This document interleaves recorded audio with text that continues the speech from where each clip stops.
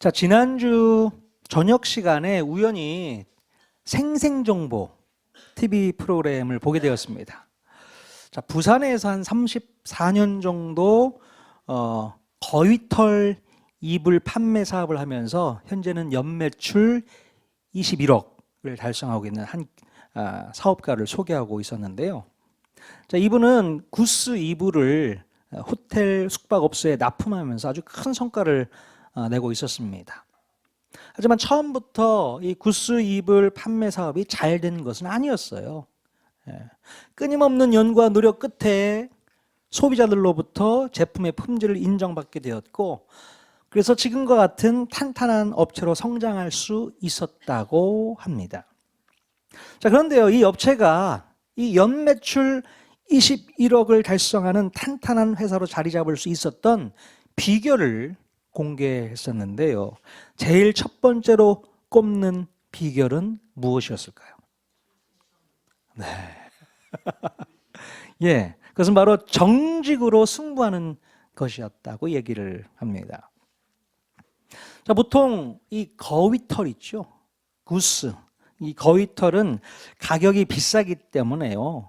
내용물을 규정 용량보다 한 5% 내지 한 10% 정도를 덜 충전하게 되면 20만 원, 한 30만 원 정도의 이문을 더 남길 수 있다고 합니다. 예.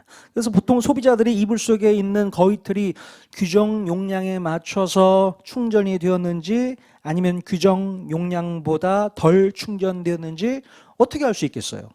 모르잖아요. 다 뜯어서 무게를 재볼 수도 없는 노릇이고. 예. 그래서 판매자들 중에는요, 내용물을 조금씩 빼내서 부당이익을 챙기는 경우가 간혹 있다고 합니다. 예. 근데 이번에 소개된 이 업체의 대표는 소비자들에게 정직을 우선으로 하는 사업가 정신을 가지고 있어서 무슨 일이 있더라도 규정 용량을 채울 뿐만 아니라 오히려 기본 함량보다 조금 더 많은 용량을 넣어서 조금 손해는 보더라도 소비자들에게 믿음을 주는 신용을 잘 쌓아갔기 때문에 이렇게 성공할 수 있었다라고 얘기를 하더라고요. 네. 자, 남들은 어떻게 하면 더 남겨 먹을 수 있을까? 더 빼먹을 수 있을까? 잔머리 쓰잖아요. 네. 근데 이분은 처음부터 끝까지 정직한 자세로 승부를 걸었던 것입니다. 그랬더니 소비자들에게 이 사장님이 너무 정직하시다고 소문이 났는지 많은 호텔에서는 주로 이 업체의 제품을 납품받아서 사용하고 있다는 거예요. 예, 믿고 쓸 수 있다는 거죠. 정직하니까. 예. 그러면 어떻게 해서든지 조금 더 남겨 먹으려고 잔머리를 굴리는 사람이 성공을 하게 될까요? 아니면 처음부터 손해는 좀 보더라도 정직한 모습으로 정면 승부하는 사람이 성공할까요? 어떤 사람이 성공하겠습니까? 네? 자, 성경 말씀에 정확한 답이 있습니다. 자, 잠언 14장 11절 말씀 같이 읽겠습니다. 시작. 악한 자의 집은 망하겠고 정직한 자의 장막은 흥하리라. 아멘. 한 번 더 읽겠습니다. 시작. 악한 자의 집은 망하겠고 정직한 자의 장막은 흥하리라. 네, 여러분 이 성경 말씀 믿으십니까? 당연히 믿으셔야 됩니다. 예. 자, 그런데 사탄은요, 우리가 정직한 행동을 하게 되면 손해를 보고 결국에는 망하게 된다는 이상한 거짓말을 사람들에게 퍼뜨리고 있어요. 야, 요즘 같은 세상에 정직하면 다 망해. 좀 이렇게 빼돌릴 거 빼돌리고 그러면서 사는 거야. 사단이 그렇게 속삭인단 말이에요. 그래서 사람들에게는 정직에 대한 두려움을 갖게 만들고 정직하지 못하도록 조장하고 있다는 겁니다. 사단이 하는 일이에요.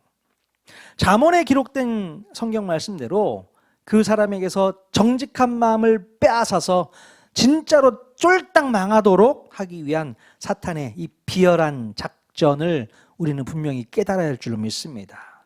사단은 어떻게 해서든 우리를 멸망시키려고 하는 거잖아요.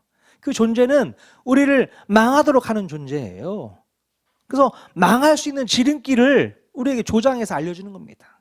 정직하지 마라. 예. 부정직해서 남겨먹어. 그래야지 더 잘 살 수 있어. 천만의 말씀이에요. 정직해 보십시오. 하나님께서 더 큰 은혜를 부어주시게 될 줄로 믿습니다. 그럼 우리 그리스도인들은요, 무슨 일이 있어도 정직해야 됩니다. 우리가 형통한 삶을 살기 위해서 정직해야 하는 것이 아니라 우리 모두는 하나님의 자녀이기 때문에 정직해야 되는 것입니다. 네. 자, 그런데요, 하나님의 말씀대로 정직한 삶을 살았는데 손해를 볼 때도 있어요. 손해를 볼 때도 있습니다. 요즘같이 악한 시대 살다 보면 정직한 모습으로 최선을 다해서 살아보지만 생각지도 못한 큰 손해와 큰 손실을 맞이할 수도 있습니다. 정직하게 살다 보면 그럴 일이 분명히 있어요. 여러분, 도대체 우리 하나님께서는 우리가 정직했음에도 불구하고 왜 이런 손해를 보게 하실까요? 아니, 정직하면 우리의 장막이 더 흥한다고 말씀하셨는데 아니 왜 손해를 보게 됩니까? 하나님께 이렇게 따지고 싶으신 분들 간혹 있으시죠? 네. 왜 그런 거예요? 어쩌면 우리 주님께서는요, 정직이라는 관문으로 우리를 시험하고 계신지도 모르겠어요. 정말 이런 손해를 봐도 너희들이 정직할 수 있겠니? 이래도 예수님 잘 믿을 자신 있겠어? 네. 여러분 어떻습니까? 이런 주님의 음성을 듣고 여러분 정직해 보실 수 있겠습니까? 아멘으로 받으셔야 돼요. 예, 주님, 제가 손해보더라도 손실이 있어도 정직하겠습니다. 정직히 행하겠습니다. 이런 모습을 여러분 갖춰야 되는 거죠. 우리가 지난주에는 세상이 감당하지 못할 용기에 대해서 함께 나누었었잖아요. 네. 진짜 용기는 언제, 어떻게 생긴다고 말씀드렸어요? 진짜 용기는 억지로라도 용기를 내야 되는 겁니까? 아니죠. 우리가 주님과 동행하고 주님과 함께 할 때에 큰 용사와 같이 힘을 낼 수 있다고 말씀드렸습니다. 용기는 내 힘으로 내는 것이 아니라 주님께서 주시는 것이라고 말씀드렸잖아요. 자, 그런데 이런 용기를 가지고 있는 사람이 정직도 할 수 있습니다. 네. 아무나 정직할 수 있는 게 아니고 우리 주님과 함께하는 사람이 용기를 가질 수 있고 그 용기를 가진 사람이 정직을 표현할 수 있다는 얘기예요. 용기를 얻었던 기드온과 300용사가 그 대단한 미디안 군대를 물리쳤던 것처럼 우리도 용기를 가지고 부정직이라는 미디안 군대와 맞서 싸워야 되는 거예요. 성경 이야기니까 그걸로 끝나는 게 아니라 성경 이야기가 우리 오늘의 삶 가운데 적용된다는 것을 기억해야 됩니다. 우리는 어떤 게 미디안일까요? 우리에게 닥친 미디안 군대, 부정직입니다. 이 세상 가운데 만연해 있는 부정직, 거짓, 그것과 맞서 싸워야 되는 거예요. 용기를 가지고 그래야 될 줄로 믿습니다. 자, 그런데요, 여러분께 한 가지 질문을 드리겠습니다. 여러분이 알고 있는 정직의 정의는 무엇일까요? 정직의 정의.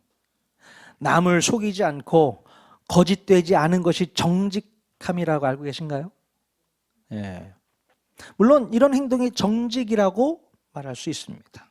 하지만 우리 그리스도인들은 이 정도의 정의만을 가지고는 정직에 대해서 정확한 설명이 좀 부족할 수가 있어요. 성경에는 우리가 알고 있는 정의와 좀 모순된 부분들이 많이 나타나고 있거든요. 예. 자, 출애굽기 1장에 보면 애굽의 바로가 히브리 산파에게 명령을 내립니다. 자, 산파가 해산하는 여인을 도와줄 때에 산모가 딸을 낳으면 살려두고 아들을 낳으면 그 아들은 그 자리에서 몰래 죽이라는 거예요. 네. 그러면 내가 톡톡하게 상을 내리겠다. 이렇게 얘기한 겁니다. 자, 하지만 하나님을 경외하는 이 산파, 히브리 산파는 태어나는 남자아이들을 차마 죽일 수가 없어서 바로에게 거짓 보고를 하게 되죠. 뭐라고 보고했습니까? 아니, 해산을 돕기 위해서 도착해 보니까 이미 해산한 이후였습니다 라고 거짓 보고를 하는 거예요. 여러분, 이렇게 히브리 산파는 바로에게 거짓말로 속이게 됩니다. 정직하지 못했던 이 히브리 산파는 하나님께서 어떻게 하셨을까요? 자, 출애굽기 1장 21절 같이 읽겠습니다. 시작. 그 산파들은 하나님을 경외하였으므로 하나님이 그들의 집안을 흥왕하게 하신지라. 네. 오히려 정직하지 못하고 거짓말로 속였던 이 산파의 집안이 흥왕하게 되는 복을 주셨습니다. 자, 왜 하나님께서는 정직하지 않은 이 산파에게 오히려 복을 주셨을까요?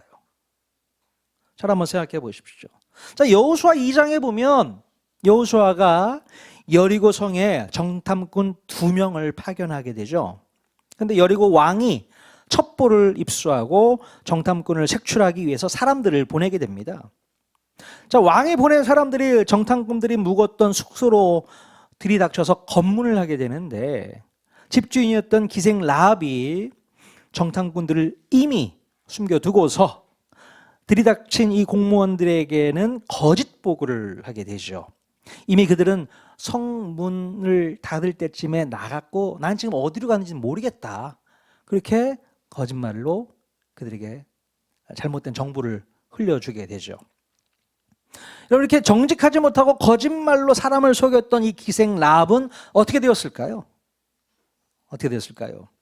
결국 거짓된 말로 사람들을 속였던 기생 라합은 여리고 성벽이 무너진 뒤에 이스라엘 백성들이 공격해서 들어왔을 때에 이 한 가정만 살아남게 됩니다. 예. 아니, 정직하지 못했던 이 라합으로 인해서 그녀의 가족들만 살아남을 수 있는 이 은혜를 얻게 되었다는 것이죠. 왜 하나님께서는 정직하지 않은 이 기생 라합에게 오히려 복을 주셨을까요? 잘 한번 생각해 보십시오. 사무엘상 16장으로 가면요, 하나님께서 늙은 선지자 사무엘에게 한 가지 명령을 하시게 됩니다. 베들레헴 사람 이새에게로 가서 그의 아들 중에 한 명에게 기름을 부어서 왕을 세우라고 명하시게 됩니다. 그러자 사무엘은 자기는 그곳에 갈 수 없다고 투덜거리게 됩니다. 왜 그랬을까요? 사울 왕이 자기에게 미행을 붙여서 감시하고 있으니 사울 왕을 대신할 새로운 왕감에게 기름 부으러 갔다가는 죽음을 면치 못할 것이라는 이야기를 하는 거예요. 하나님, 저에게 그런 일 시키지 마세요. 사울이 저 감시하고 있어요. 제가 만약에 새로운 왕감에게 기름 부으러 간다고 하면은 저 가만두겠습니까? 저 죽습니다. 이렇게 하나님께 투덜투덜 거리는 거예요. 그랬더니 하나님께서 어떻게 하라고 힌트를 주셨는지 아세요? 야, 사무엘, 잘 들어봐. 암송아지 한 마리 끌고 가서 제사하러 왔다고 거짓말로 둘러대라고 힌트를 주시는 거예요. 네. 그럼 거짓말하는 것이 나쁜 행동입니까? 좋은 행동입니까? 나쁜 행동이죠. 그런데 이 거짓말을 그럴싸하게 할 수 있도록 하나님께서 힌트까지 주셨다는 거예요. 네. 여러분, 우리는 이런 상황에 대해서 어떻게 받아들여야 할까요? 정직하지 못한 히브리 산파, 또 정직하지 못한 기생 라합, 정직하지 못한 사무엘. 자, 그런데 더 이상한 것은 그들에게 복을 주시고 은혜를 베푸시고 또 거짓말 힌트까지 콕 찍어서 알려주신 우리 하나님을 우리는 어떻게 해석을 해야 되겠습니까? 자, 그렇다면 우리가 알고 있는 이 정직이라는 개념은 어쩌면 우리가 잘못 알고 있는 개념일 수도 있겠다라는 생각을 해보게 됩니다. 자, 그렇다면 여러분, 하나님께서 말씀하시는 정직이란 과연 무엇일까요? 성경에서 말하고 있는 정직은 과연 무엇일까? 제가 한번 생각해 봤습니다. 정직이란 도대체 뭘까?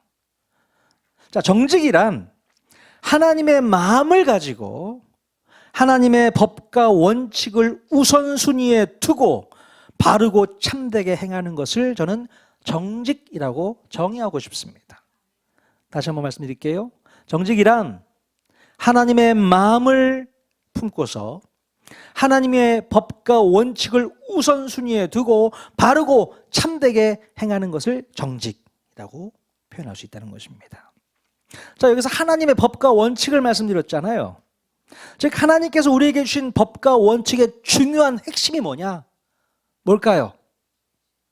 바로 하나님 사랑과 이웃 사랑이 하나님의 법과 원칙의 중요한 핵심입니다. 하나님을 사랑하는 것과 이웃을 사랑하는 것. 바로 하나님을 사랑하고 이웃을 사랑하는 마음을 가지고 바르고 참되게 행동하는 것, 진짜 정직이라고 말씀드릴 수 있는 것입니다. 자, 그래서 이런 맥락을 가지고 볼 때 정직이라는 것은 남을 속이지 않고 거짓되지 않은 것만이 정직이라고 말할 수 없다는 거예요. 또 무조건 사실과는 다르다고 해서 거짓이라고 말할 수는 없습니다. 잘 생각해 보세요.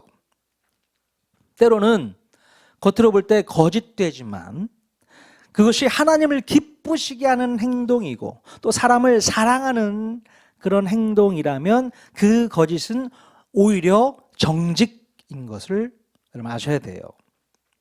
바로 정직이라는 행위에 이런 개념이 포함되어 있으니 세상에서 말하는 정직과 우리 그리스도인들이 말하는 정직의 개념이 다를 수밖에 없는 거예요. 다릅니다. 예를 들면 요즘 같은 시대에도 이 기독교 복음 전파를 불법으로 간주하는 나라들이 있습니다. 예, 복음 전파를 불법으로 간주하고 있어요. 그래서 성경책의 반입이 법으로 금지되어 있는 나라들이 꽤 많습니다. 예. 자, 대표적인 나라가 북한, 그리고 뭐 그 외에도 사우디아라비아, 아프가니스탄, 이란, 뭐 리비아 등등. 그러면 이런 나라에서는 복음 전파가 불법이고 성경 반입이 불법이기 때문에 선교사들이 그 나라에 몰래 들어가서 복음을 전하면 안 되는 거죠? 어떻습니까? 불법인데. 자, 거짓되고 정직하지 못하기 때문에 그냥 포기하고 말아야 되는 겁니까? 어떻습니까? 자, 우리는 세상의 기준으로 정직을 생각해서는 절대로 안 됩니다. 우리가 따라야 될 기준은 하나님의 법과 원칙이 우선되어야 되는 거예요. 그게 우선입니다. 그리고 하나님의 법과 원칙을 지킬 때에는 하나님 사랑과 이웃 사랑이 포함되어 있어야 되는 거죠. 그렇기 때문에 그 나라가 규정한 불법한 행위라고 하더라도 하나님의 법과 원칙을 우선으로 할 때에는 오히려 그 나라 법이 불법이기에, 그렇죠? 그때는 그것을 무시할 수도 있어야 된다고 생각을 합니다. 그래서 실제로 많은 선교사님들이요, 신분을 위장하고 들어가요. 예. 뭐 제 친구 선교사님도 선교사라는 신분을 가지고 들어가는 것이 아니고 기자 신분으로 들어가 있어요. 그래서 기자 활동을 또 하긴 합니다. 그러면서 선교 활동을 또 하게 되는 거죠. 요즘에는 성경책 들고 들어갈 수 없는 나라가 아까 많다고 했지 않습니까? 그래서 몰래 밀반입해서 성경을 보급하기도 하죠. 또 요즘에는 인터넷이 워낙 발달이 되어 있기 때문에 전파 선교를 통해서 선교하는 것이 요즘에 많은 추세이기도 합니다. 자, 아무튼 간에 불법이기 때문에 오히려 그것을 무시할 수도 있어야겠다, 그런 생각을 해보게 되는 것이죠. 그래서 끝까지 복음을 증거해야 된다. 많은 선교사들이 그렇게 목숨 걸고 선교를 하고 있습니다. 자, 그러나 이 세상 사람들이 볼 때에 이런 그리스도인들을 바라보면서 어떻게 생각할까요? 야, 도무지 감당이 안 된다. 세상이 감당치 못할 그리스도인이 바로 여기서 나오는 거예요. 야, 니들은 정말 감당이 안 되는구나. 불법이라고 규정했는데도 불구하고 성경책 들고 들어오는 거니? 감당이 안 되는구만. 그렇게 세상은 우리 그리스도인들을 바라보게 되는 것이죠. 요즘에 보면 팩트 체크라는 말이 흔하게 사용되고 있습니다. 팩트를 체크한다. 사실 확인을 해야 한다는 거예요. 사실인지 거짓인지를 체크하는 것이 매우 중요한 부분이기도 합니다. 근데 여러분, 자, 우리가 일상을 살면서 사람들과 관계를 맺을 때에 의도치 않게 팩트 체크라는 행위를 통해서 서로 간에 상처를 주고 아픔을 줄 때가 있어요. 사실을 밝히는 것이 겉으로 볼 때는 정직한 행위 같고 거짓 없고 뭔가 투명한 것 같지만 그 사실로 인해서 사람을 죽일 수도 있다는 거예요. 얼마나 무서운 일인지 아십니까? 가끔 정치하는 분들을 보면 상대방을 비난하고 공격하는데 선수들이 있잖아요. 예. 근데 그분들이 상대방을 비난하고 공격할 때에는요, 거짓된 말로 저격하지 않습니다. 거짓말하지 않아요, 그들은. 정확한 팩트를 가지고서 상대방의 치부를 건드려 무너뜨리게 되는 거죠. 하나만 걸려봐라. 그 팩트를 가지고 막 공격하는 겁니다. 하나도 틀린 말을 하지 않습니다. 전부가 다 팩트이기 때문에 그게 더 무서운 거예요. 자, 그러면 여러분, 이렇게 사실을 말하는 것이기 때문에 정직하다라고 말할 수 있는 걸까요? 잘 생각해 보세요. 야, 저 사람들은 사실을 가지고 사실만을 얘기하니 참 정직하네. 이렇게 말할 수 있는 걸까요? 성경적 관점으로 판단해 본다면 정직하다 말할 수 없습니다. 왜냐하면 그런 사실들을 사람들 앞에서 밝혀내는 행위에는 뭐가 없다고 말씀드릴 수 있을까요? 뭐가 없습니까? 예, 사랑이 없습니다. 사랑이 없기 때문에 정직한 행위라고 말할 수 없다는 거예요. 예. 뭐 정치인들뿐만 아니라 뭐 교회 안에서도 상대방을 대할 때 여러분 팩트로 대하지 마십시오. 예. 사람들이 모여 있는 곳에는요, 많이 모여 있는 어느 곳을 가더라도 꼭 그 주제 파악을 못하는 꼴분견들이 몇 분 계시잖아요. 어딜 가더라도 있어요. 그래서 사람들은 그들의 단점을 들추어내면서 뒤에서 흉보는 경우가 많이 있습니다. 흉보죠. 그러다가 뒤에서 흉본 사실이 들통이 나면 뭐라고 해명합니까? 뭐라고 해명해요? 내가 뭐 틀린 말 했어? 정확하죠. 정확한 말 하는 겁니다. 내가 뭐 틀린 말 했어? 틀린 말 안 했죠. 정확한 말을 했다고 해서 그것이 좋은 게 아닙니다. 틀린 말이 아니라 하더라도 함구할 때가 있어야 되는 거죠. 사실이라고 다 들추어내면 끝장나는 겁니다, 여러분. 예? 그럼 내가 직접 눈으로 봤다고 해도 그것은 사실이 아닐 수가 있어요. 내가 눈으로 봤는데 아니요, 그게 사실이 아닐 수 있다고요. 내가 눈으로 직접 봤다고 해도 그것이 사실이라고 확신하면 절대로 안 됩니다. 자, 그 사실을 싸고 있는 맥락이라는 게 그 흐름이 있는데요. 그 전체적인 맥락을 함께 보지 못하고 단편적인 부분만 딱 떼어서 보고서 그것이 사실이라고 믿어버리면 정말로 큰일 납니다. 결국 그 단편적인 사실이라고 믿는 것 때문에 진짜 진실을 왜곡하는 오해를 낳을 수 있게 되는 거예요. 그런 일이 얼마나 많이 있습니까?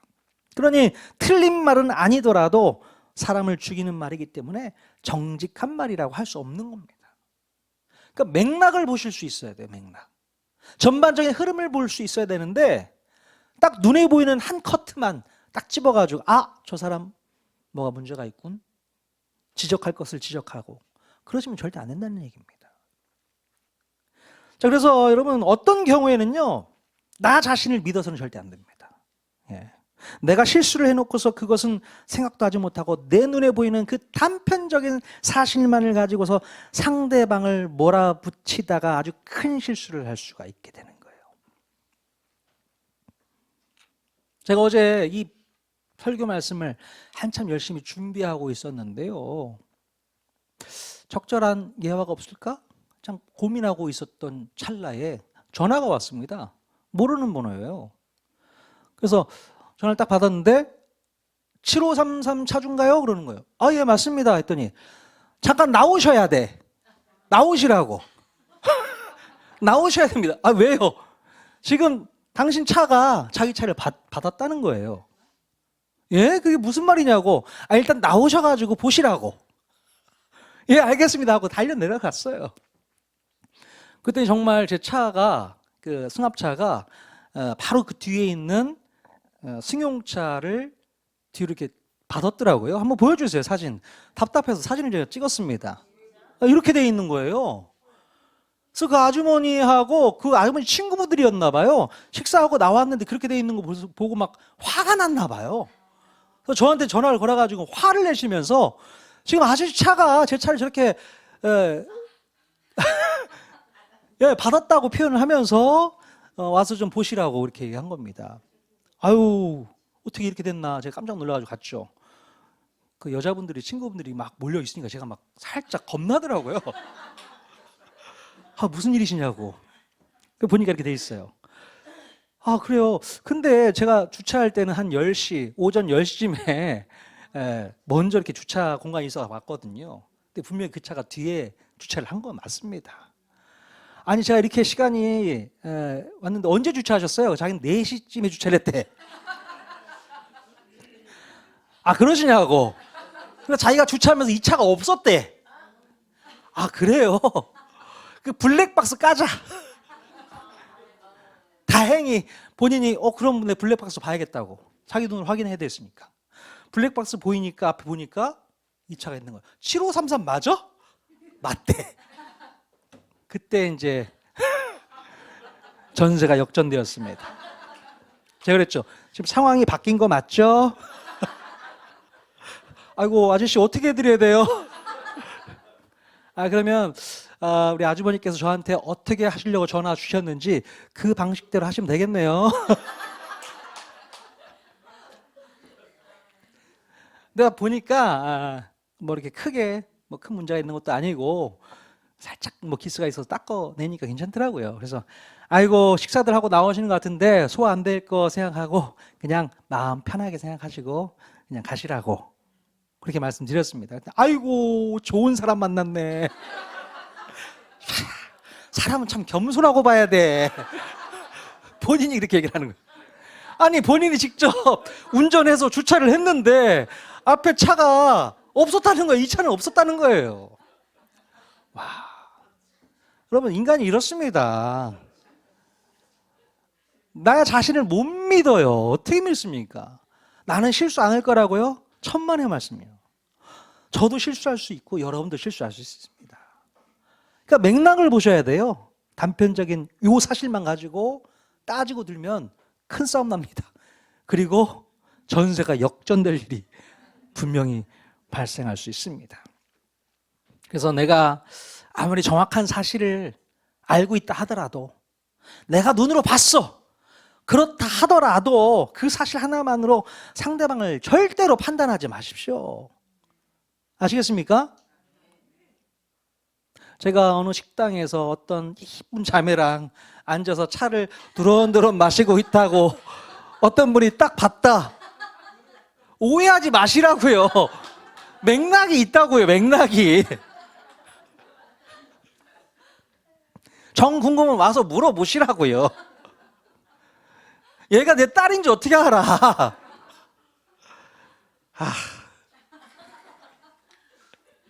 자, 그런데 여러분, 우리가 사실을 말했을 때에 문제가 될 수도 있지만 반면에 거짓을 말했을 때에 오히려 그것이 좋은 효과를 낼 수도 있다고 봅니다.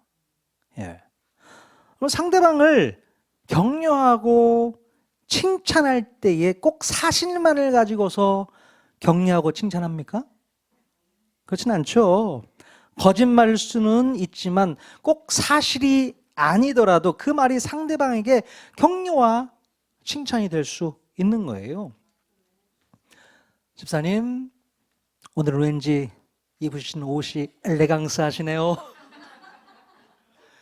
이렇게 얘기할 수 있는 거 아니겠습니까? 오늘은 막 얼굴에 빛이 나시네.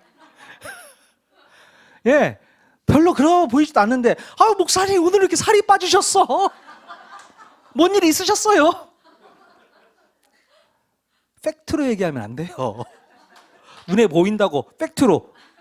이거 뭐야, 옷이 왜 저래, 다 뜯어지겠네, 그러시면 안 되고, 아이고 목사님 무슨 일이 있으셨길래 이렇게 살이 빠지셨대야. 자, 옆 사람에게 한번 이렇게 인사했으면 좋겠습니다. 있는 말 없는 말 다 끄집어내가지고 옆 사람 칭찬 한번 해보십시오. 자, 옆 사람 칭찬 한번 해보세요.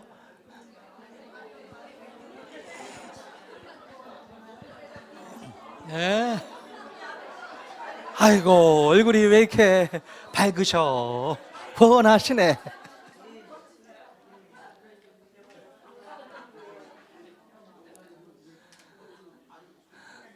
근데 참 그래요. 이게 칭찬한다는 게 손이 오글오글 해드리죠?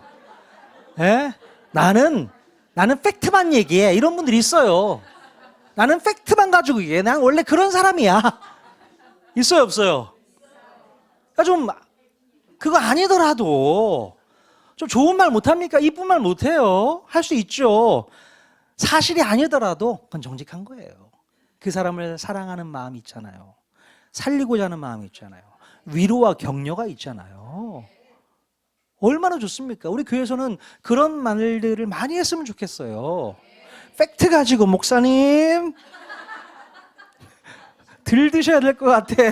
이러지 마시고요. 자, 여러분 전도서에서 보면요. 자, 하나님께서 우리 인간을 창조하실 때에는 정직하게 지으셨다 말씀하고 있어요. 그런 말씀이 있습니다. 전도서 7장 29절 같이 읽겠습니다. 시작. 내가 깨달은 것은 오직 이것이라. 곧 하나님은 사람을 정직하게 지으셨으나 사람이 많은 꾀들을 낸 것이니라. 자, 이렇게 하나님은 사람을 정직하게 지으셨지만 죄성을 가진 인간들이요, 많은 꾀들을 내어서 인간의 그 정직한 모습을 파괴하고 있다는 거예요. 자신의 욕심 때문에 거짓된 모습을 취하고 있다는 겁니다.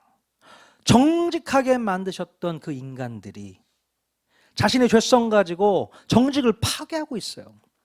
얼마나 많은 사람들이 거짓된 삶을 살고 있습니까? 너무 속상하죠. 사도행전 5장에 보면 초대교회 시절 당시에 교회 내에서 아주 충격적인 사건이 하나 일어났습니다. 어떤 일이 일어났는가? 초대교회 성도들 중에 아주 성령 충만한 사람들이 가난한 성도들을 돕기 위해서 자신의 재산을 팔아서 교회에 헌금하는 분들이 생겨나기 시작했어요. 대표적인 케이스가 바나바라는 분이신데요. 이분이 자신의 재산을 팔아서 그 값을 사도들의 발 앞에 내려놓자 여러 사람들이 아주 칭찬하고 난리가 났습니다. 야, 어떻게 저 사람 저럴 수가 있나? 자기의 재산을 또 가난한 사람을 위해서 기부를 하네?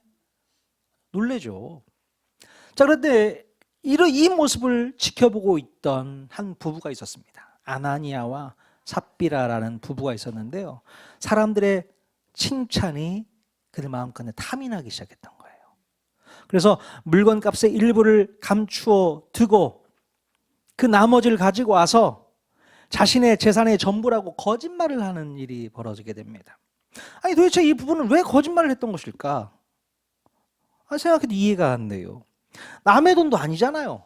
자기 재산이잖아요. 자기 재산인데 자기 재산의 일부는 남겨두고 일부는 가져왔다라고 말하면 누가 뭘 합니까? 그렇죠? 누가 뭘 할 사람도 없는데 왜 쓸데없이 이런 거짓말을 했을까요? 자, 그들 부부는 사람들로부터 칭찬을 받고 싶어서 의도적으로 꾀를 내었던 겁니다. 네? 살짝 사람들 눈만 속이면 아무도 모를 것이라고 생각을 했던 것입니다. 그러나 사람들은 속일 수 있죠. 하지만 우리 하나님은 속일 수 있어요, 없어요? 하나님은 속일 수 없습니다. 다 알고 계세요. 다 보고 계십니다. 당연히 우리 하나님은 인간의 거짓된 행동으로도 절대 속일 수 없단 말입니다. 그래서 결국 사도들이 보는 앞에서 이 두 부부는 죽음을 맞이하게 됩니다. 여러분, 지금 당장은 사람의 눈을 속일 수 있어도 결국에는 우리 하나님 못 속입니다. 속일 수 없어요. 자, 그러므로 애시당초 우리들은 하나님과 사람 앞에서 무조건 정직해야 됩니다. 정직해야 돼요. 우리 그리스도인들은 하나님께서 기뻐하시는 진정한 정직을 회복해야 될 줄로 믿습니다. 세상 사람들은 하나님을 속이고 사람들을 속이는 일이 별거 아닐지 몰라도 우리 그리스도인들은 부정직한 행동이 우리 자신을 더 괴롭힌다는 사실을 깨달아야 돼요. 예. 근데 우리가 세상 사람들처럼 거짓을 행하고도 아무렇지도 않다. 자, 그러면 죄송하지만 그 사람은 아직도 구원받지 못한 불쌍한 존재라고 저는 말씀드리고 싶습니다. 거짓말을 했는데도 꺼리낌이 없어. 야, 나 참 지혜롭지 않아? 이렇게 포장을 해버립니다. 거짓을 했는데도 불구하고, 남들 속였다고, 들키지 않았다고, 나 지혜롭지? 얼마나 실력이 좋아. 야, 한심하죠. 자, 특별히 저는 마지막으로 세상이 감당치 못할 정직한 분을 성경에서 소개하고 싶습니다. 드디어 성경을 들어가게 되는데요. 오늘 본문에서 읽은 이 다니엘이라는 정치 행정가를 우리가 만날 수 있게 되는데요. 다니엘은 어린 시절 바벨론 포로로 끌려와서 이 바벨론 제국의 정치 행정을 이끌게 됩니다. 근데 다니엘은 바벨론 제국이 나중에 페르시아 제국으로 정권 교체가 되었음에도 여전히 정치 생명이 끝나지 않고 총리라는 직책을 가지고 권력을 주무리게 됩니다. 말이 안 되는 일이잖아요. 정권이 바뀌었어요. 그것도 나라가 바뀌었습니다. 그런데 그 권력을 그대로 유지하고 있다. 이건 말이 안 되는 겁니다. 그럼 다니엘이 어떤 정치 수완이 좋아서 이렇게까지 생존할 수 있었던 것일까요? 여러분, 다니엘은 절대로 잔머리를 굴리는 체질이 아닙니다. 예? 어떻게 해서든 머리를 써서 총리 자리를 유지하려고 애쓴 분이 아니란 말이에요. 오히려 제국의 최고 지도자들은 이 다니엘의 정직함과 뛰어난 실력을 알아보고서 자기들 옆에 두는 것이 유익하다는 것을 알고 있었단 말이죠. 그래서 어떻게 해서든 다니엘을 데리고 있고 싶었던 거예요. 자, 그런데요, 이 다니엘의 권력을 탐하고 시기 질투했던 주변의 정적들이 있었습니다. 이 정적들이 다니엘을 어떻게 하고 싶었을까요? 제거하고 싶었던 거죠. 눈에 가시 같아. 저것만 없으면 내가 마음껏 주무를 텐데. 이런 생각이 있었겠죠. 그래서 합법적인 꼼수를 써서 다니엘을 없애려고 했지만 결국 실패하게 됩니다. 네. 다니엘은 자신의 정적들이 자기를 올무에 빠뜨리려고 하는 것을 알고 있었습니다. 하지만 다니엘은 늘 하던 습관을 바꿔서 창문을 닫고 사람들이 보지 않는 곳에서 기도할 수 없었던 거예요. 예? 사람들은 속일 수 있어도 하나님은 속일 수 없기 때문에 그렇다는 거죠.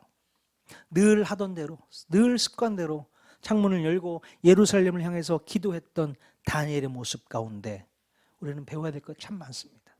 이렇게 다니엘은 사람들 앞에서도 정직했고요. 또 눈에 보이지 않는 하나님 앞에서도 정직했습니다. 위선 떨지 않았어요. 그래? 창문 닫고 기도하면 되지 뭐.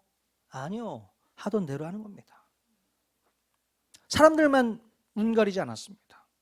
사람들 보는 앞에서 끝까지 정직하게 행하게 됩니다. 또 다니엘이 정직하기만 했을까요? 정직한 사람은요, 용감한 사람이라고 말씀드렸잖아요. 예, 용기 있는 사람이라고 말씀드렸어요. 그리고 또 어떤 상황에서도 하나님께 감사한 마음을 가지고 있었다는 겁니다. 예, 다니엘은 늘 하나님께 감사함으로 기도했던 사람이에요. 하나님 도대체 왜 이런 상황과 형편을 나한테 주시는 겁니까? 제가 하나님 잘 섬기잖아요. 근데 왜 저를 자꾸 죽이려고 하는 사람들이 주변에 많은지 모르겠습니다. 못 살겠어요, 주님. 하나님께 원망했습니까? 아니요. 어떤 상황에서도 감사함으로 기도했다고 말하고 있습니다. 야, 세상이 감당치 못할 감사와 용기와 정직을 다 가지고 있던 사람. 누구요? 다니엘. 다니엘을 여러분들에게 소개해드리고 싶었고, 또 저는 저와 여러분 모두가 다니엘과 같은 사람이 되기를 소원합니다. 하나님과 동행하면 늘 하나님께 감사가 나오고요. 하나님과 동행하면 어떤 상황에서도 용기가 나오고요. 그 용기 때문에 우리는 정직할 수 있는 거예요. 하나님 앞에서 정직할 수 있고 사람들 앞에서도 떳떳할 수 있는 겁니다. 그 마음으로 우리가 이 땅을 살아가야 되지 않을까 싶습니다. 그러면 세상이 감당치 못할 그리스도인, 세상이 따라올 수 없는 그런 그리스도인, 저와 여러분 모두가 다 될 수 있을 줄로 믿습니다.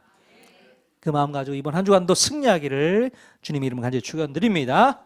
아멘.